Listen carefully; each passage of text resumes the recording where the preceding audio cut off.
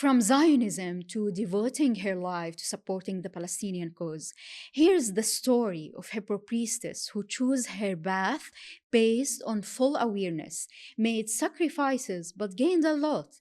The priestess and licensed wedding officiant, writer, teacher, healer, and human rights activist from Canada, Sandra Roche. You are welcome.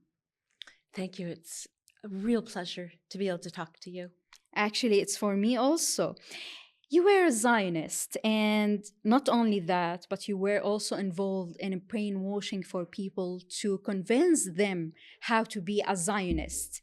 So, how did you grow up with Zionism? Right. There was quite an indoctrination to Jewish children when I was a child, which was, let's say, in the 60s and into the early 70s. And so when I was about 12 years old, I joined an organization called Young Judea. Okay. Canadian Young Judea. And at 12, I became a leader. And I attended Zionist summer camp. And my dad was really happy because I was associating with Jewish children, because we lived in a city where there was only 100 Jewish families. So Dad was just thrilled. He didn't really realize it was such a political organization. And so I stayed in the movement and went to the summer camps, the training. It was real indoctrination. I mean, when I was 16, we on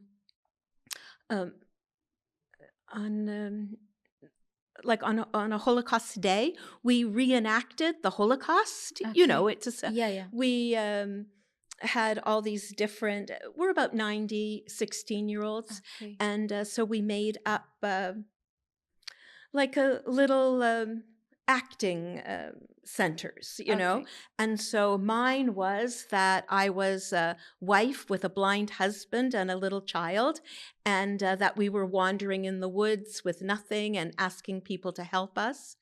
There was another where Jewish people were laying in the Jewish freedom fighters, laying in a ditch, needing help, covered in blood.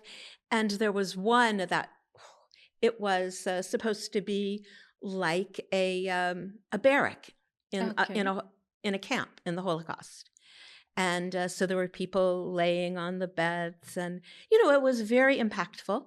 We fasted all that day. We were given like a watery broth, and they gave us pretend work to do. So we were digging in a sand pit.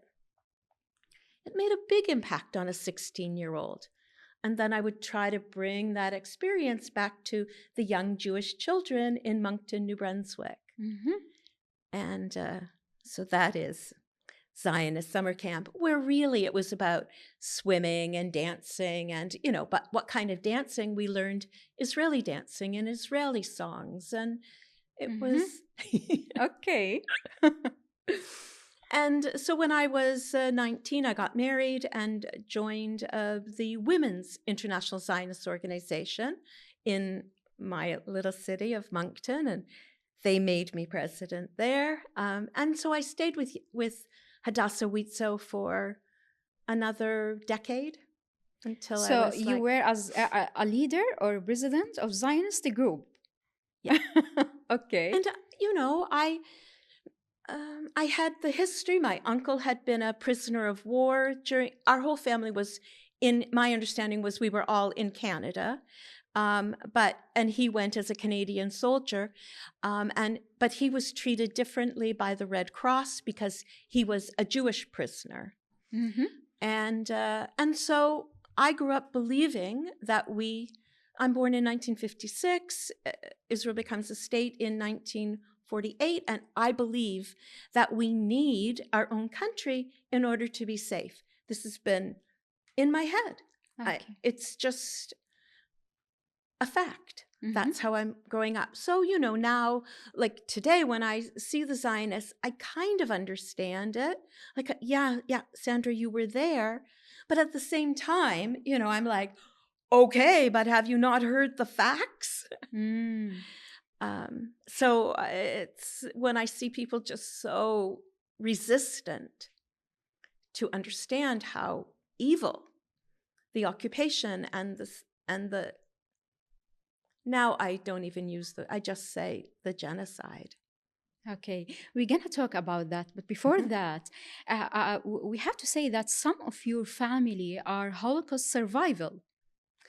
This was something I learned Mhm. in 2011 when I came back from Canada Boat to Gaza. One of my a cousin reached out, and he was.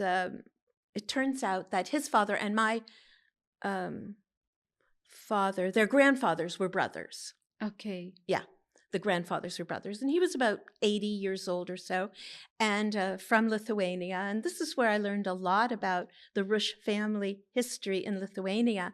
And so when the Holocaust broke out, they escaped to Russia, and they lived the war out there.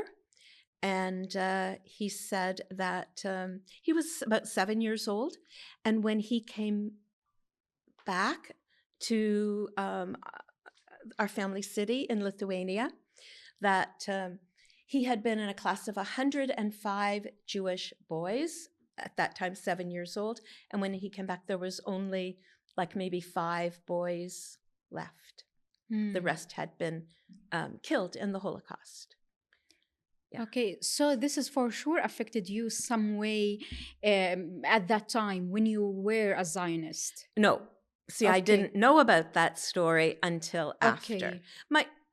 The Zionist thing was just the general Jewish picture, knowing that we had been we knew I knew the history. Okay. And my father, was very clear about how difficult life was as a Jew, and even in our little city, there was a lot of prejudice.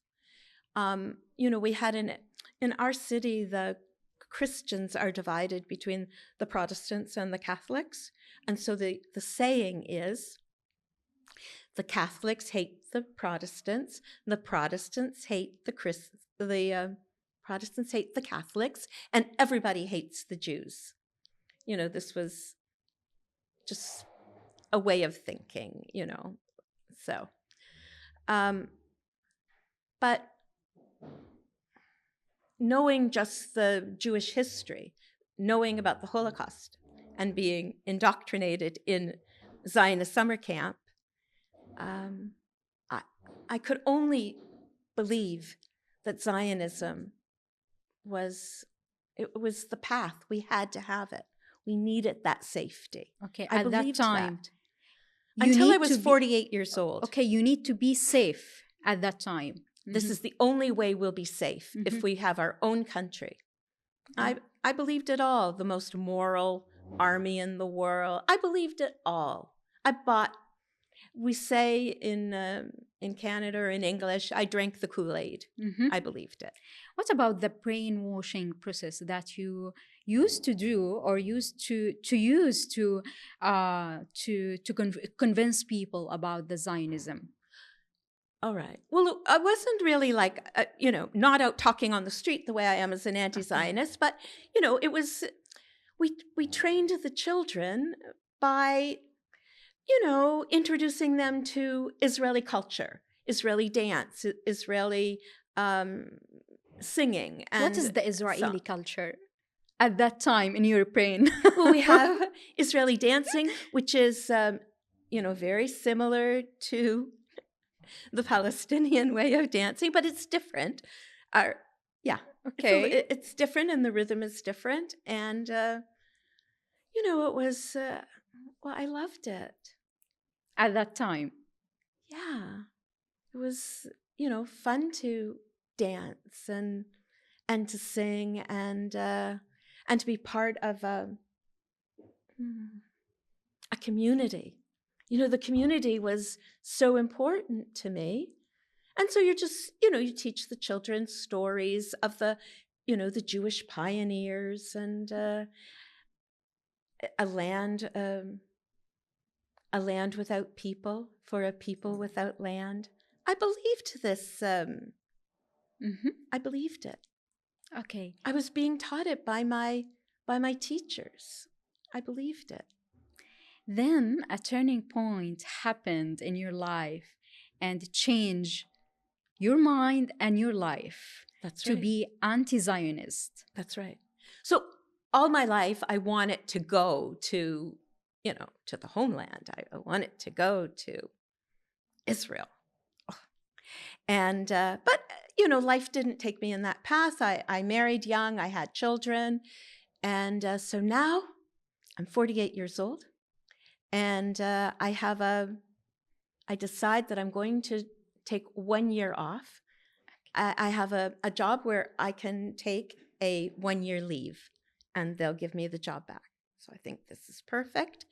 And I decide that I will go to 4 countries in 1 year, 3 months each. And the first one, it's my time now to go to Israel. So The homeland the at that homeland. time. Yes, the land. Okay. So off I go. And I sold my house. I got both of my children settled into university and into apartments. And they're both past 20, so I feel I can go away for a year. And there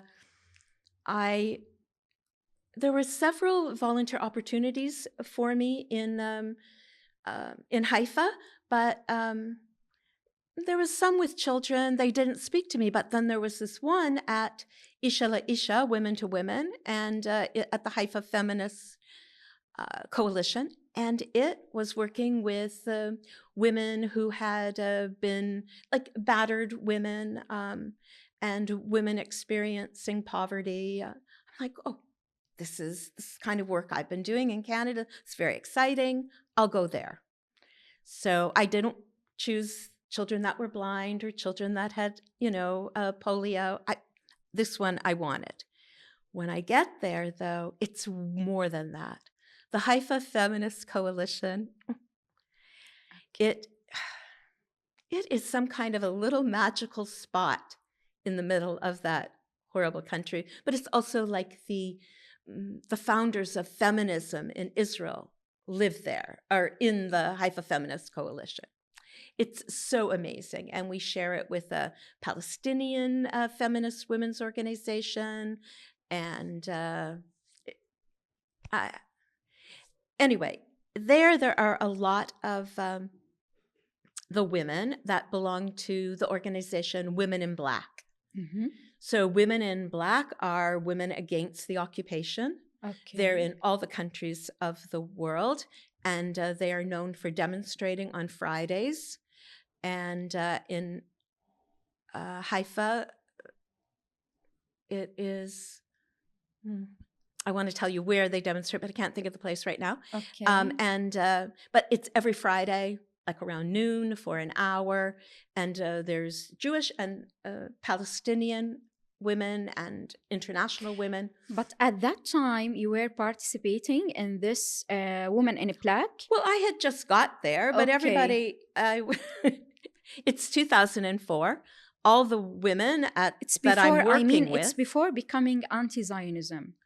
I've just arrived. I'm still a Zionist. Okay. I've gone to visit the homeland. Okay. So, but I start working the next day. I meet these women, and they're, I'm working for this woman, and I was doing a lot of translation for them.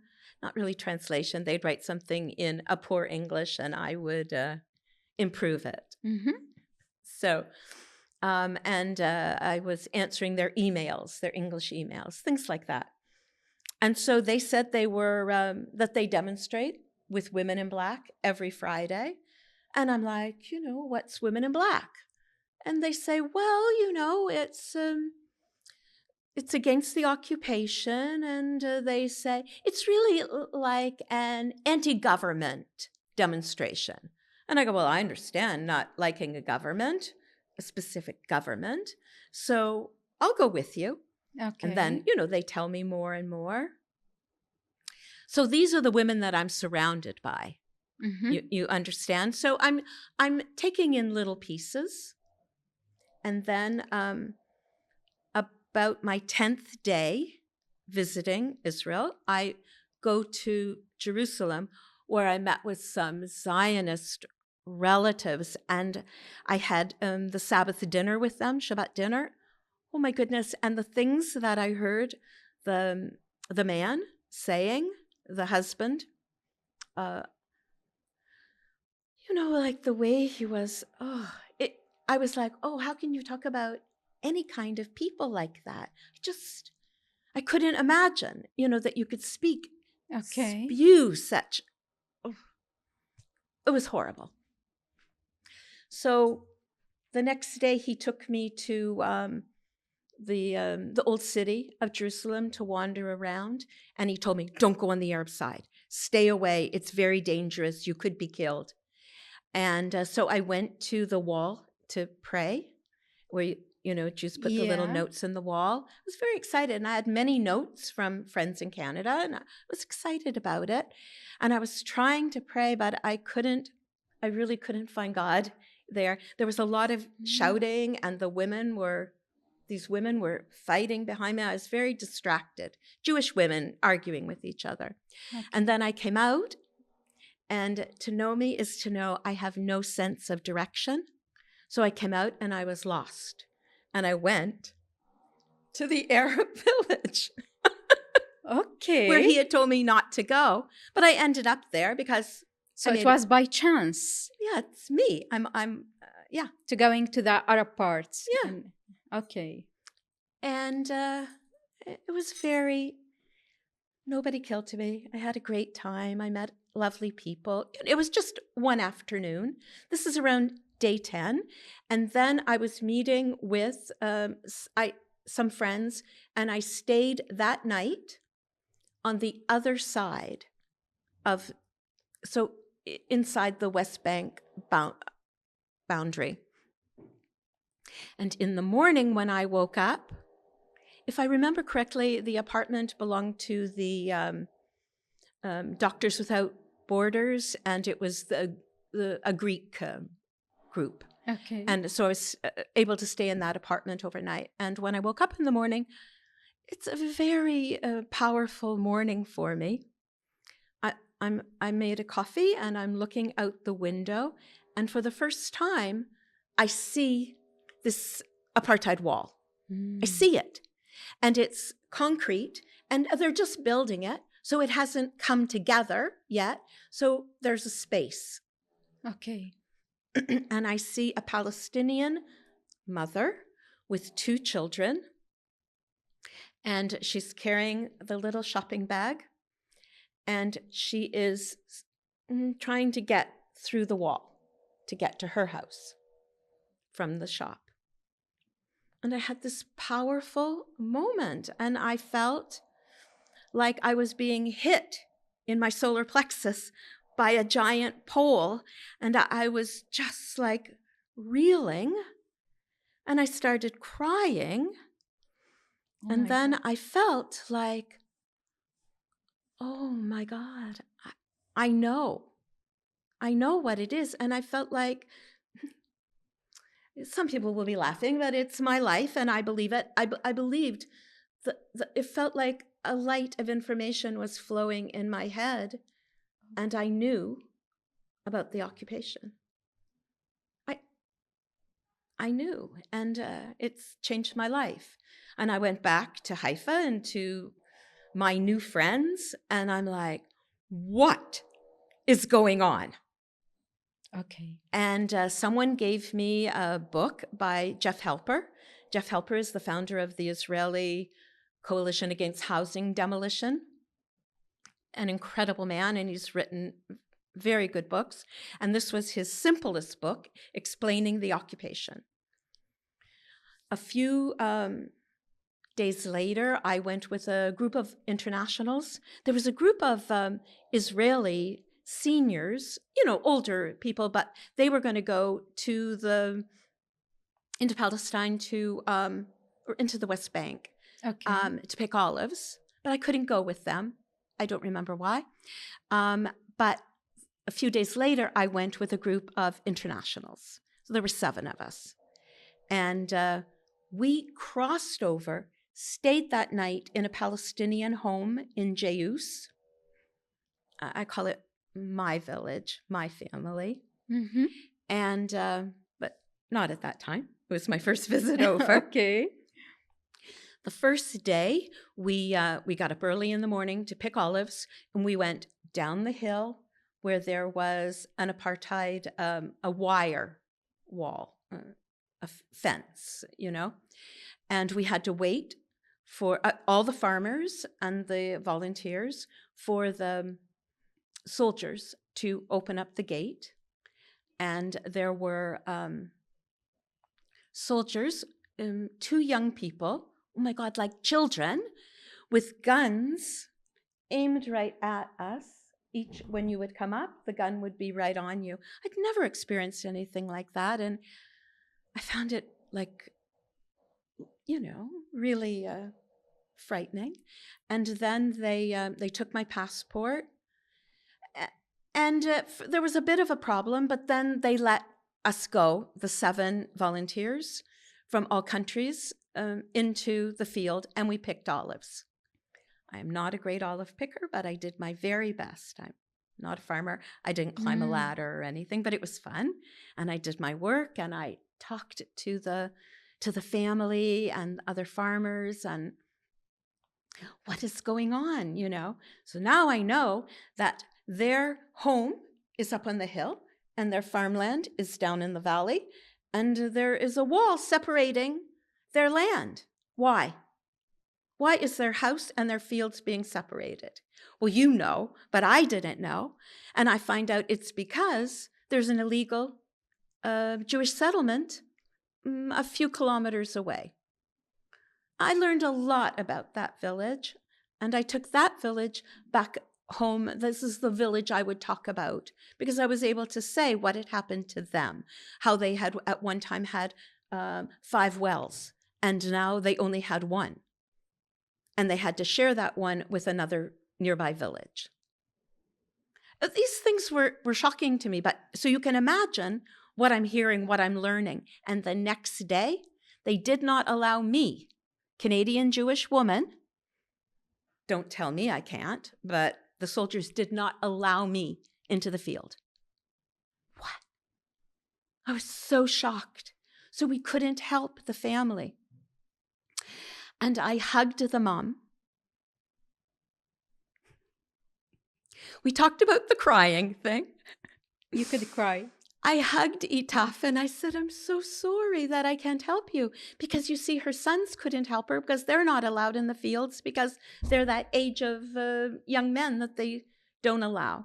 I said, I'm so sorry that we can't help you. And I said, I'm going to find a way to help you. And I left her. Can I just, I need an aside. Okay. Itaf and I, for the next couple of years, we were just like sisters. I just, I loved her so much, and her whole family. I went back often after that. And their son was murdered by the IOF a year later. And there was no trial. There was nothing. They came in the house. I happened to be there that night. And I had never met him. I never met him. But they came searching when they kept us outside overnight. It's the usual story. But then they murdered him a few months later. I think probably in Tulkarem.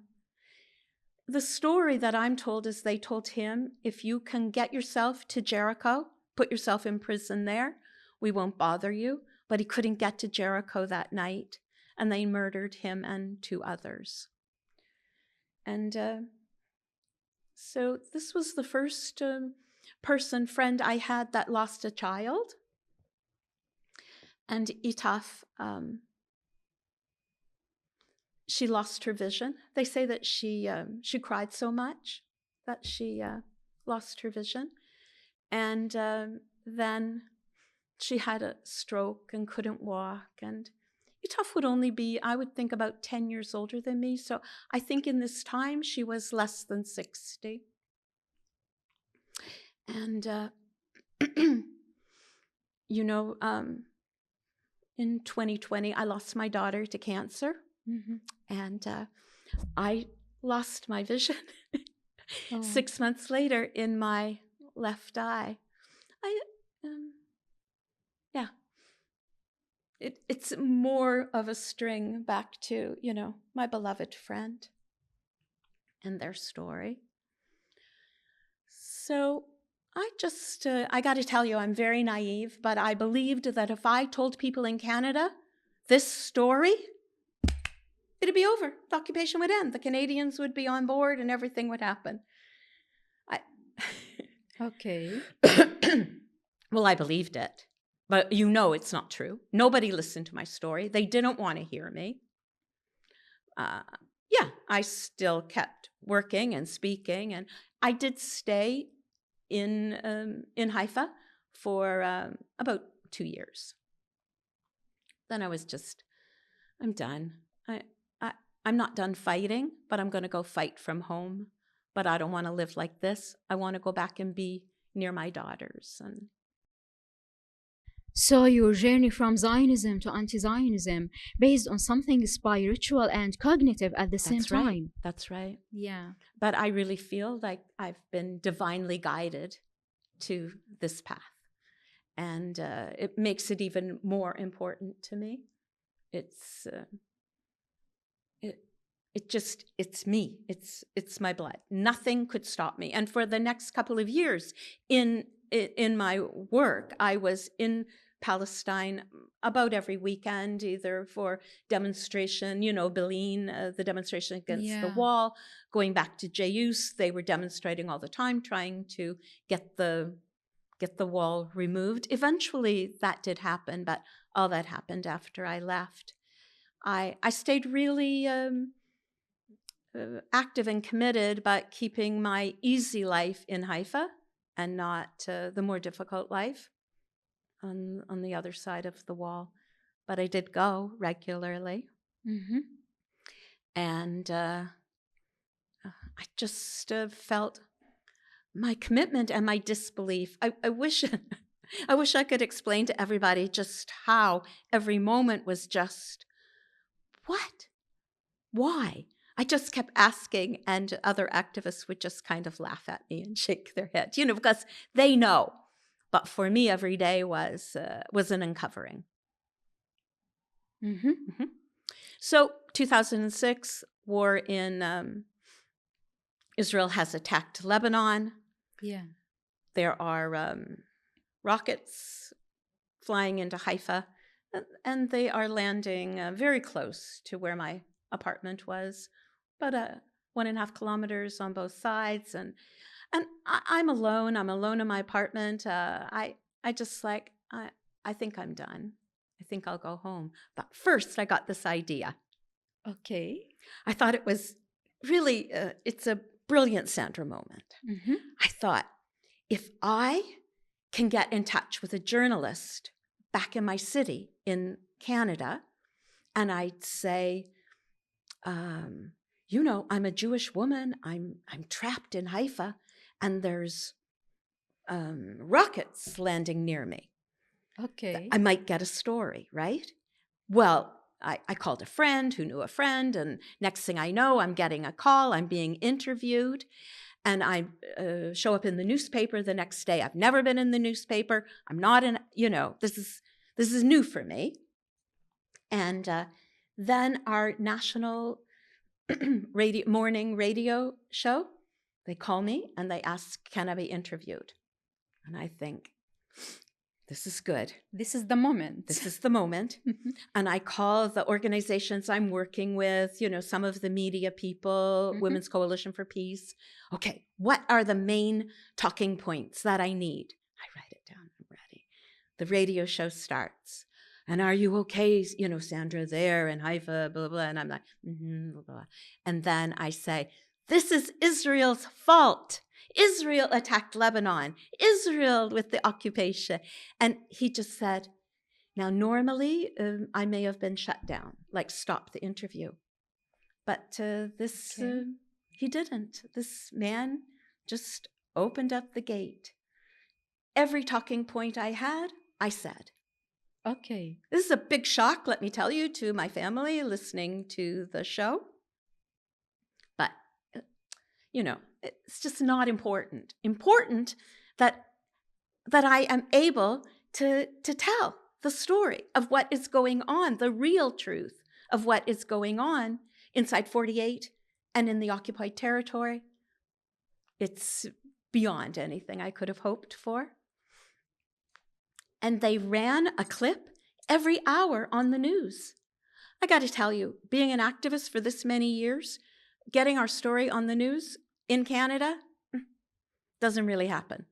Okay. It was just a magic moment. And it, was really life-changing. When I went back to Canada, because I went back the next week, I was, everybody was out on the street, and I was able to share stories, and it was great. It was great. So you become a fighter for Palestinian cause. From the first day when God poured the information in my head, a fighter. And when I went to the demonstrations, I stood at the front. I faced the soldiers. I whispered things in their ear. Does your mother know what you're doing?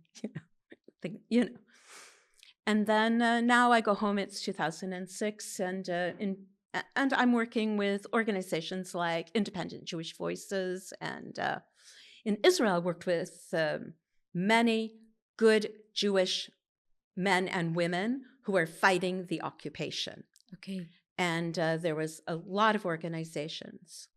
I was part of Maxim Watch, the guarding the checkpoints. They called us grandmothers on guard. Really? Yes. Okay. Yeah. One of their founders is actually really ill right now and in the last days of her life, and I have been asked to officiate at her funeral, and it will be, such an honor to be able to talk about this magnificent, powerful Canadian, both Canadian and Israeli woman who founded this brilliant organization, and that I was part of. So they are at the wall daily and taking notes and trying to help people to get across and to, some of the grandmothers said, we're there to watch our boys, our girls and our boys, to make sure that they're not doing really horrible things, but they are. But at least they document it. So many organizations. Now I'm back in Canada. Now it's 2008, and Israel once again attacks Gaza. Yeah. And in that time, they killed 1,542 Palestinian people. You still remember the numbers? Yeah. Do you know why? Because a group of us decided that we would occupy the Israeli consulate. And so there were, we chose 8 Jewish women, including myself, that we would get inside. We knew we could pass security. I now had an Israeli passport, so I told them I needed some kind of document. We all had quite interesting made-up stories to get into the consulate. Okay. And once all 8 of us got in, we sat on the floor and declared that we weren't leaving until they stopped bombing Gaza. So you occupied the Israeli embassy at that time? Yes. Then what happened? In that day,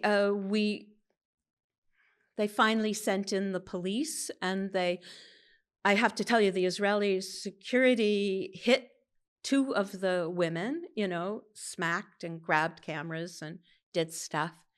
But nobody ever seems to hit me. At least the police never do. And So anyway, they took us around noon hour and put us into the police van, in handcuffs. And we waited there for a while, and after about an hour, the Israelis dropped the charges. Mm-hmm. But the reason is they didn't want it to be a big media, which we wanted, right? And so we made the news at noon. We did not make the news at supper. We occupied the consulate and we weren't on the dinner time news. So there was no impact on seems the so. Canadian media at that time. Nope. But around the world, there was quite an impact, and then there was a lot of brilliant copycatting going on in different cities and countries. So it was great. And on the level of Canadian population, there was some impact after this event? I don't know. No, at that time. It's been a slow crawl. It's been a slow crawl. It's 2008. 2008. Yeah, like 2008, 2009. Yeah. And so then in 2009, Code Pink invited any of the 8 women to join them on their on a mission to Gaza. And so there were about 90 in total, if I remember correctly. Sometimes my numbers are right, but not always. So I said I could go. And we did some fundraising so that we could pay for my trip and that we could bring things into Gaza for the people if we got in. It was wonderful. And we did get in eventually. We were at the El Arish border for quite a while, but, we got in. And then when we came out, Medea Benjamin from Code Pink said, we're going to go back again. Go back to your communities and make your own groups. Who's going to do it? I'm at the front of the bus, so I don't know what other people are doing. I think I'm the only person in that moment that went, yes! Now I'm committed to getting a group of Canadians and bringing them.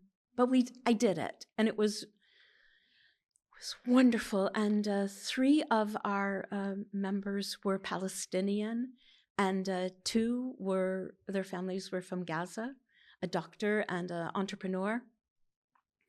It was so incredible to bring them, and we got in. It took us many days at the border, but we got in, and it was, just everyone was crying as they got home for the first time in their lives, I think.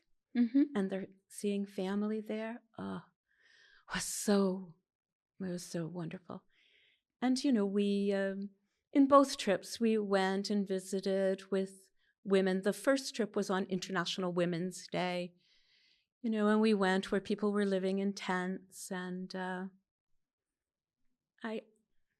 it was just, I learned also a lot about war. What did I know about, white phosphorus and bombs? And I learned a lot, and I learned a lot so that I could go back and speak to people about the atrocities that the Israeli soldiers had done. They bombed the hospital. I went to the hospital. It was bombed. They bombed ambulances, so many things. And it's one thing for me to hear stuff, but it's another. For me, it's much better for me to be able to share and to explain if I see it. I'm much better with things that are tangible. Okay. And so the reason I remember that number of the 1542 is we decided, a group of activists, mostly American and Canadians, and we decided that we would have the Gaza Freedom March. And there were 1,500 internationals that headed towards.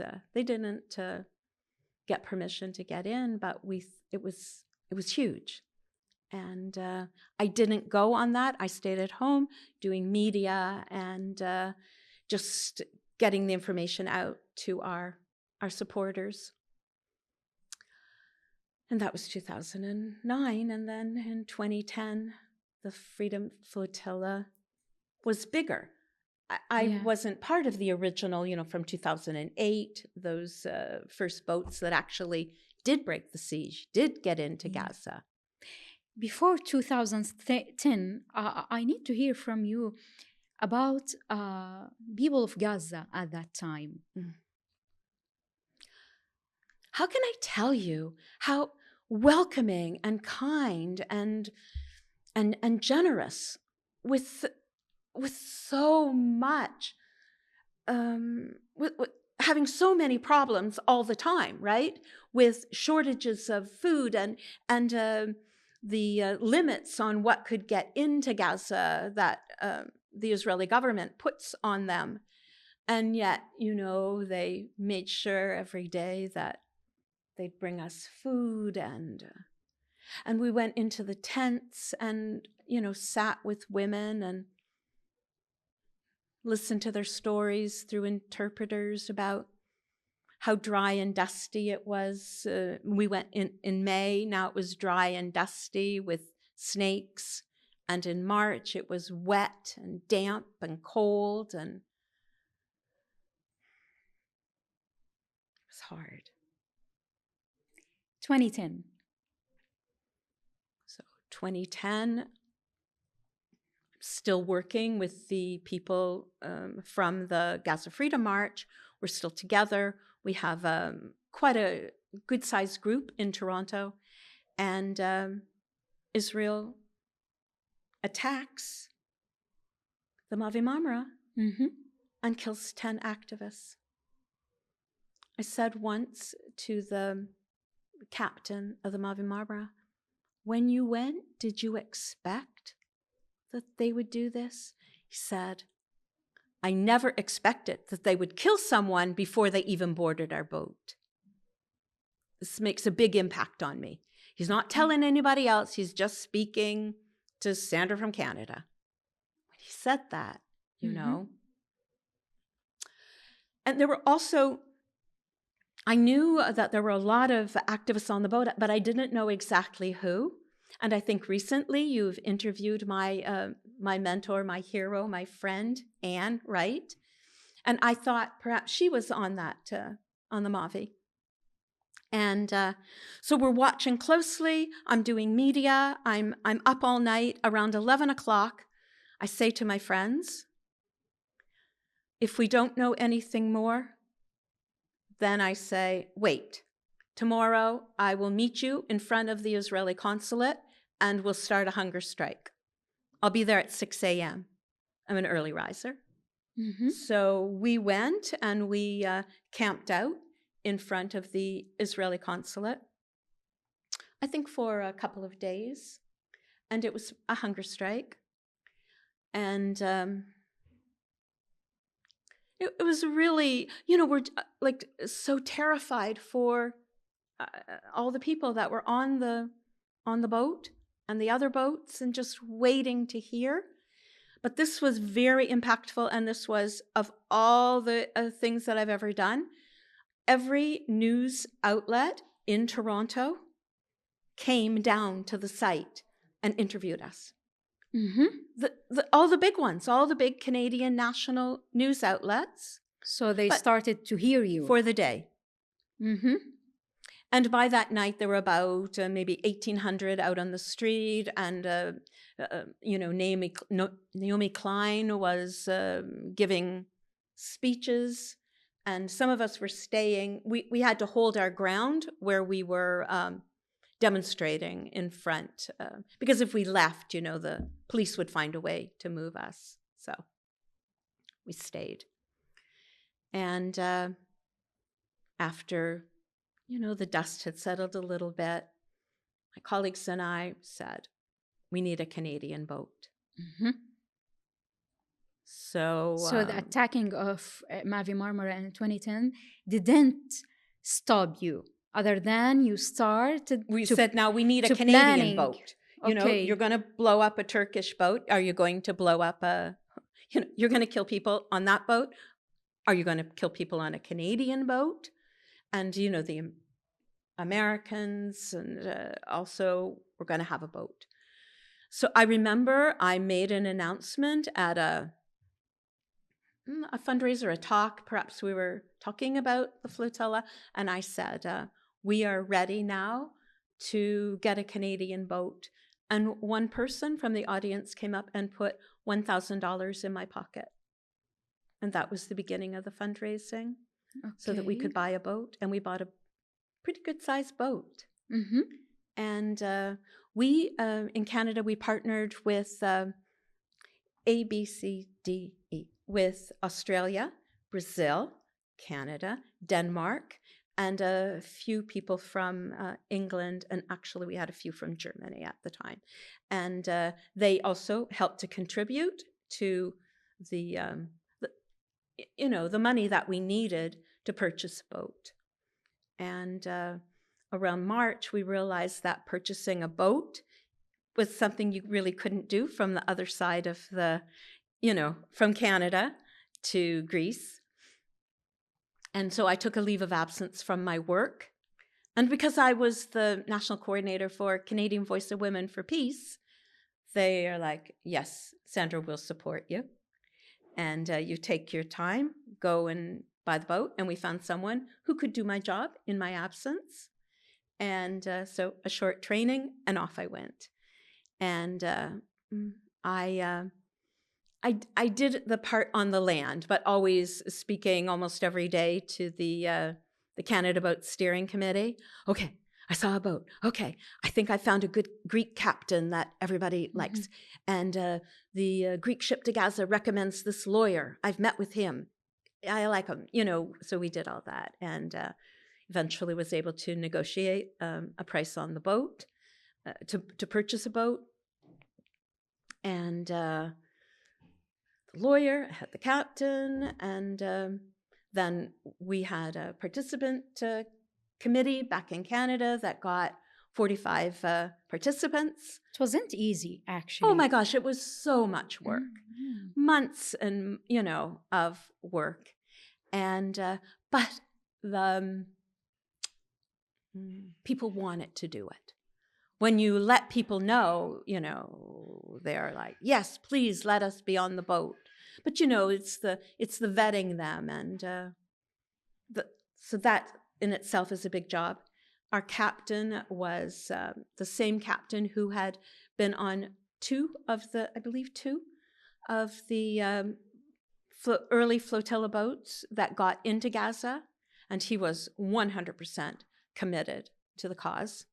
And he, of his own time and money, he didn't ask for any money, compensation. He repaired the boat, got it to the standard that it would need, and worked with me and the Coast Guards. We had to deal with them every day. Once it was clear what we were doing, we had to get permission to be able to leave Greece. And this was a big problem. And we were in Crete at that time. So it wasn't going so easily. And then Netanyahu flew to Greece. He met with the Greek president, and he said, you have all these boats across Greece in your marinas that are heading to Gaza. Do not let them go. If you don't let them go, we will make it worth your while. So we will compensate you. So now none of our boats can get out. And, we have these 45 delegates, these participants, and we're out on the street. We're demonstrating every day. Oh no, nothing is moving. So, we're activists, we're thinking, and the American on July 1st, I remember the date so easily because July 1st is Canada Day. Okay. And July 4th is Independence America Day, or whatever they call it. Okay. So on July 1st, the Americans pulled their boat out of the harbor in Piraeus. It's beside Athens. And the Coast Guards capture the boat and pull it back to shore, and they arrest the captain. And he was an American. And they did not treat him so well, and his prison time was not comfortable. So then then we decide we'll do the same thing. Thank you, Americans, for the idea. And on July 4th, we do it. Now, we're trying all day to distract the Coast Guards because they're parked right beside our boat. And so I would go up to them and say, I'm planning a party tonight. I want to have it here on the marina, a big party to celebrate, and to talk about Palestine and blah, blah, blah. And they say, I said, I think we should get ice cream. Now, where can I get a cooler? And could we plug it into your boat? It's just craziness. I think of all these, I keep going to them with these ideas. In the meantime, we go to a lawyer, justice of the peace or something, to fire our Greek captain. We don't want him to go to jail. And especially as a Greek, we know that this could impact his forever life, right? Okay. So we fire him. And he never liked me saying that, but that's what we did. And, then we get 3 of our participants who know they're qualified to move the boat. Probably not. They don't have the proper papers to take it all the way to Gaza, but they know lots about the boat. It's going to be okay. So we get 2 of our participants to get kayaks and distract the Coast Guards with the kayaks. So the Coast Guard boat is there, and they are driving around it playing, and nothing. They just think it's normal. Coast Guards aren't saying anything, like, you're blocking us. And then, so the participants that have chosen to, I believe it was 35, get on the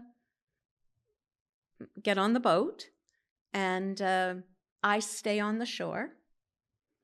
And our real captain is beside me, and some others, and the boat makes that horn sound and pulls out. Now, the Coast Guards are like, we're not allowed to. We're in lockdown. We're not supposed to move. So they start to try to move, but they can't because of the 2, we call them kayaktivists. Okay. So they can't, but, they get rid of the kayaks and they start going. And the captain, our Greek captain, says, now you do what you do, to me. And I'm like, what do I do? I contact the media. I tell everybody. I tell everyone, our Canadian steering committee, the boat's gone. What do you. And the boat took off. It didn't get terribly far. The Coast Guards stopped it, boarded it. We're not too violent nobody got hurt. But, they pushed people around, and the boat was pulled back to the marina. Well, actually, a different marina now. They took it back to the where the Coast Guard office is, to that marina. And but they said, who's the captain of this boat? Okay. And everyone said, I'm the captain. So we have 35 captains. This is good. They don't want to arrest 35 people. So from the head offices of Athens, they say, arrest the owner. And that's me. We had put the boat in my name because we had a hard time putting it in the name of our organization, Turtle Island Humanitarian Aid. So instead, I become the president of TIHA, but the individual owner of the boat. Okay. So they arrest me. And they charged me with 3 felonies. I don't really, basically endangering the lives of others. And there was investigation somehow? Huge. Well, Okay. so the next, so we are arrested, the 2 activists, charged with 3 misdemeanors, and me with the 3 felonies. But how was that investigation with Well, you? it's not like they asked us a lot of questions, but we got lawyers. The Ship to Gaza people arranged immediately for lawyers for us. And I was, my charge will be, I would face 3 years, a maximum 3 years in prison. And the activists were, the misdemeanor would be a maximum of 3 months in jail.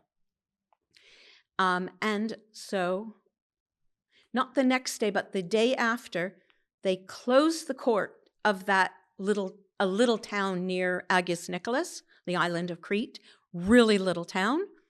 And but that's where the courthouse is.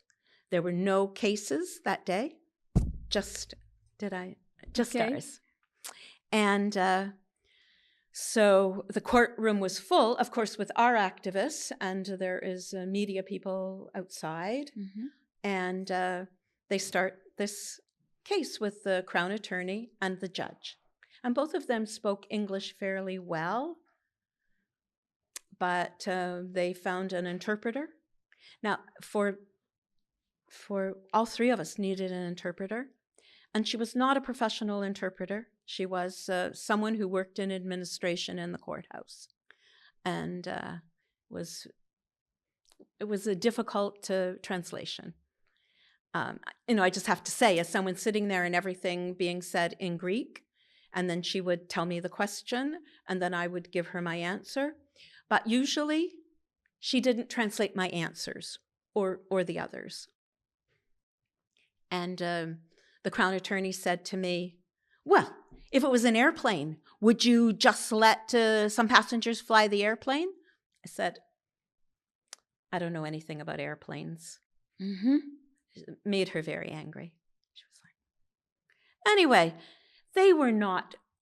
The people of Greece and the people of Crete, they love Palestine. Yeah.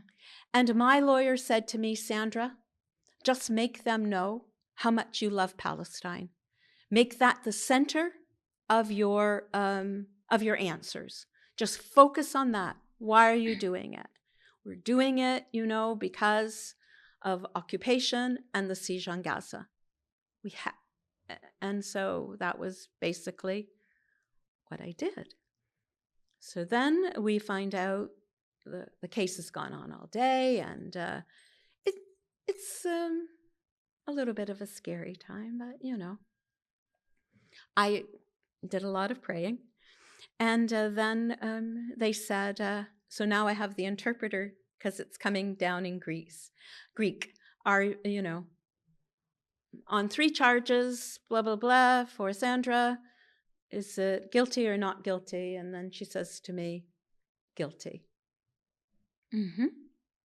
And then they say, what the sentence is. And so she says, 1 month. Okay. 1 month in jail. And then suspended sentence. Suspended sentence means I don't have to do the time in the jail. Okay. But it took a long time for it to come down from the translation. My heart is pounding. My face is red. I can barely breathe. Then you took a breath. Oh, yeah, a big one. And the same with the Kai activists. They also we all got 30 days suspended sentence. This tells you. And when you say, was there investigation? And come on, this was 1 day later, 24 hours, right? And they closed everything down. Clearly, they were not. It was a dance. It was a show. And they weren't going to put us in their jail. But we didn't know that at the time. It was a huge relief. And but we know that we're not going to get out. of Crete, and our participants went home. And I stayed for another month or so, hoping that we could get the boat out of there, and we wanted to get it to Turkey. And it was very difficult, negotiating every single day. The captain would go down to speak with the harbor master. I would go and speak with her. And finally, we were given a very tiny window that we could take the boat. And we got a call from someone. Our captain got a call, and he goes, "There's an Israeli lawyer on their way, and they're going to try to stop the boats." At that time, Greece was the only country that any person, one person, could stop boats. You could just go and say, "Well, there's something wrong with that boat." You could make that claim. Anybody. So they were on the way, and so captain, 2 crew, and me, we got on the boat, and we headed to Turkey. Mm-hmm. Mm. And the Greek Coast Guards followed us till the international line, and then the Turkish Coast Guards picked up and followed us the rest of the way. And we put the boat in Turkey for a few months. I went back to Canada, and then I think it was November of 2011, we and the Irish boat left from Turkey towards Gaza. I, again, was not on the boat. This was the promise I'd made to my children, that I would do all this organizing, but I promised them I would never be on a boat. So they thought all the time, they were very shocked when I got arrested, and they were a little bit mad, maybe a lot, but they got over it and forgave their mom. So the boat headed to Gaza. It was captured in international waters, as they always do, boarded, and took our, I believe we had 12 passengers on board, and took them to Ashdod, towed the boat, took them, put them in jail. As always. As always. Yeah. So that was 2011. After that, did you make any other plans to prepare other boats to get in Gaza? Yeah. What we decided to try was to build an ark, a boat in Gaza, build the boat in Gaza. And so we called it Gaza's Ark. Okay. Like Noah's Ark. And it was a very exciting idea, but in the end, they blew it up. The Israelis blew up our boat, our ark in Gaza. And then, as you know, the flotilla has continued. We will. And it's such an international.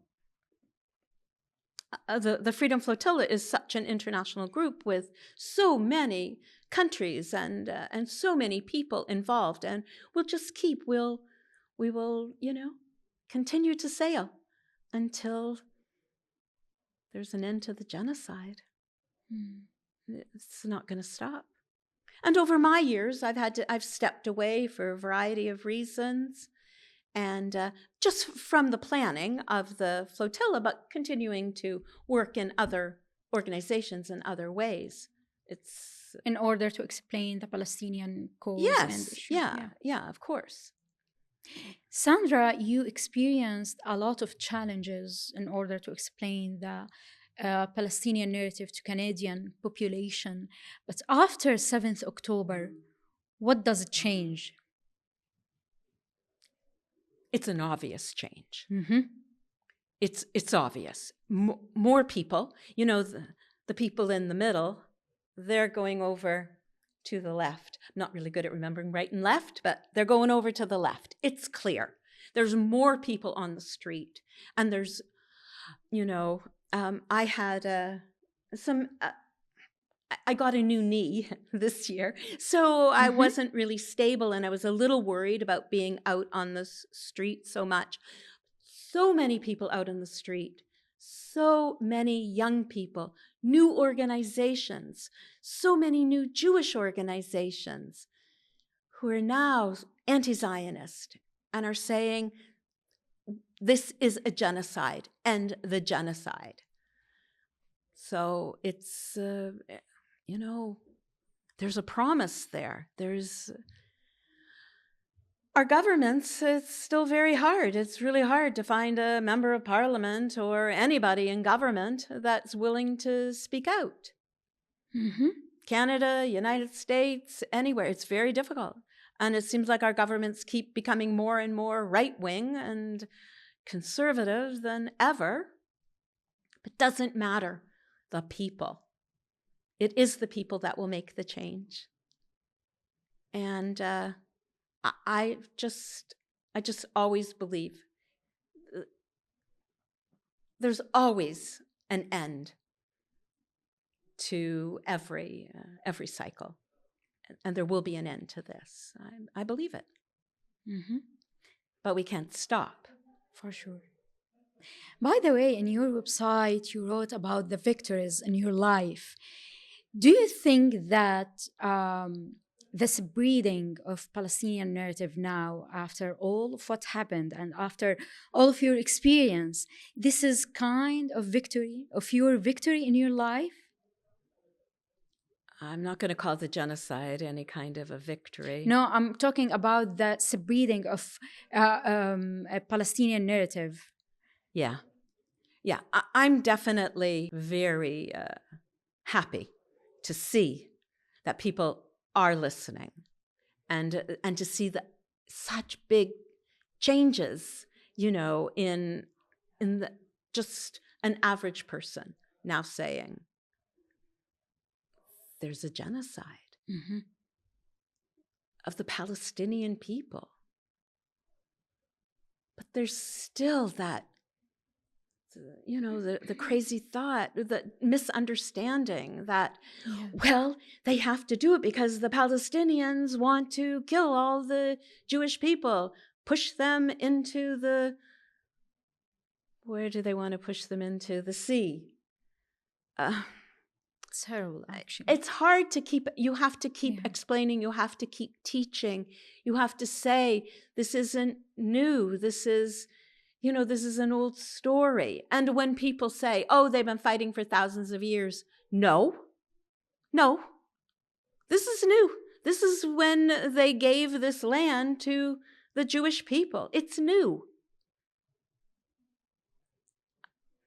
Now, how do you live your life during the genocide? With just more determination, Mm-hmm.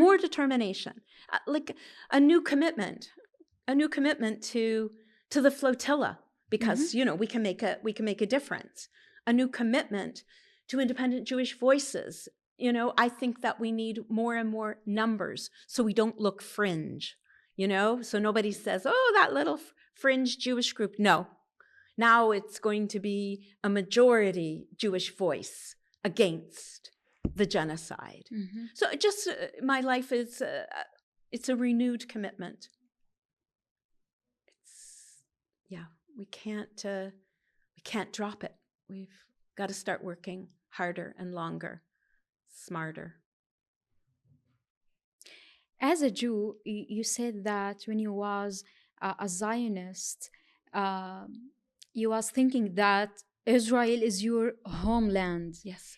Now you still think that Palestine is your homeland? Well, it shouldn't be. Mm-hmm. There is a belief that if you're not a good steward of the land, it's sort of from the Bible. You need to be a good steward of the land. Okay. And the Jewish population has not been a good steward of the land. And so in that reason, I don't think that it belongs to us.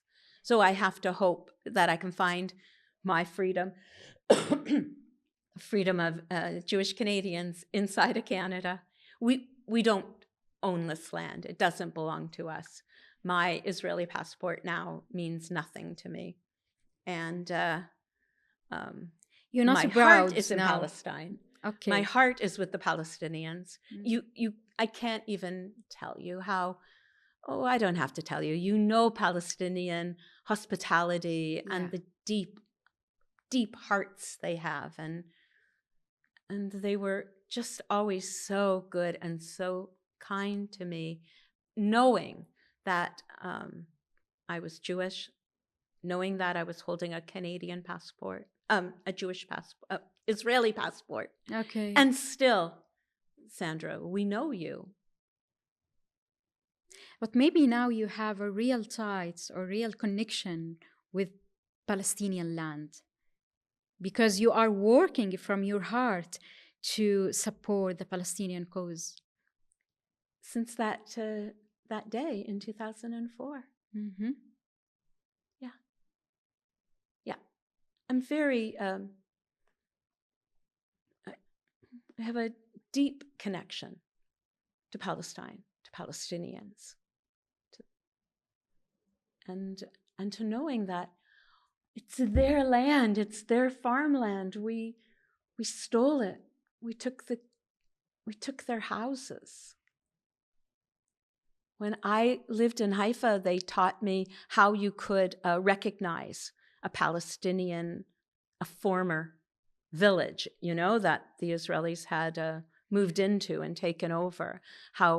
And then they would put trees or walls or something up so that you couldn't see the cactus walls.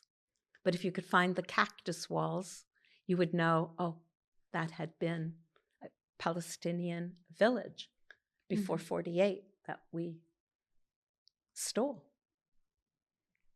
And this fight, it's all about water and the oil off the coast of Gaza. It's a money thing. It's just that. You understand everything, but there's a genocide. There's a genocide. This is the fact. Yeah. But there was a genocide before. Yeah. It was slow.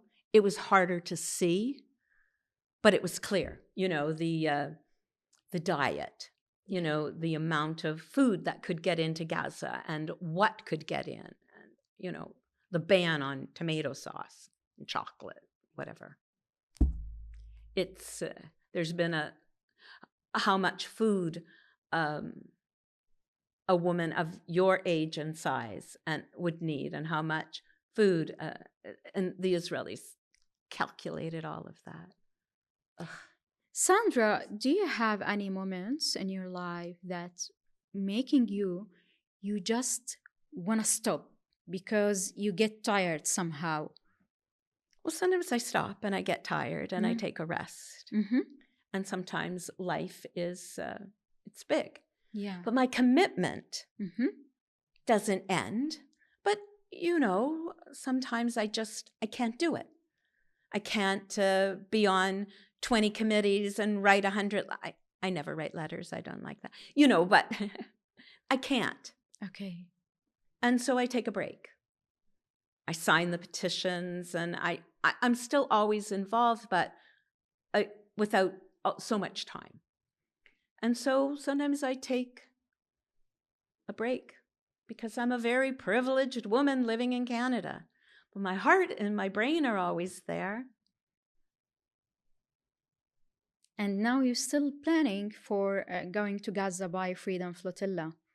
I will not go on the flotilla. I still have that promise to my daughter, and having lost the other daughter, it's, magnified. Okay. But I do plan on helping, and I'm working on it. I'm on committees, and I do plan to, I hope I can help with the land crew as they get ready to go. And yes, I am really committed to the flotilla. I believe our work is incredibly important. Do you have any private message to the people of Gaza? Mm. I want the people of Gaza to know you are not alone. Feels like you're alone, but you're not. And there are hundreds of thousands of us that are praying for you, but are working for you, are trying to, get in, get you food, and build an awareness around the world and teach the people of the world about the situation, about the horrendous situation, the atrocities, to make them know it's a genocide, and we're coming. We're going to help. It's not going to last forever. Mm-hmm. Inshallah. Inshallah. And message to the activists, international activists that are still working for Palestine. Don't give up. Mm-hmm. Take a breath when you need to, but you are needed more than ever. Expand our numbers. Let's get more people doing the work. Don't give up. Don't get discouraged. There will be, Gaza will be free. The genocide will be over. Your work won't be for nothing. Don't give up. And as a former Zionist, your message to the Zionist people now. Oh my God, open up your eyes. Open up your eyes. Open up your heart. Try to hear the other side. Listen to the other side. Mm-hmm. And this country is not going to be a place for you to be safe. It's not going to save you. It's not.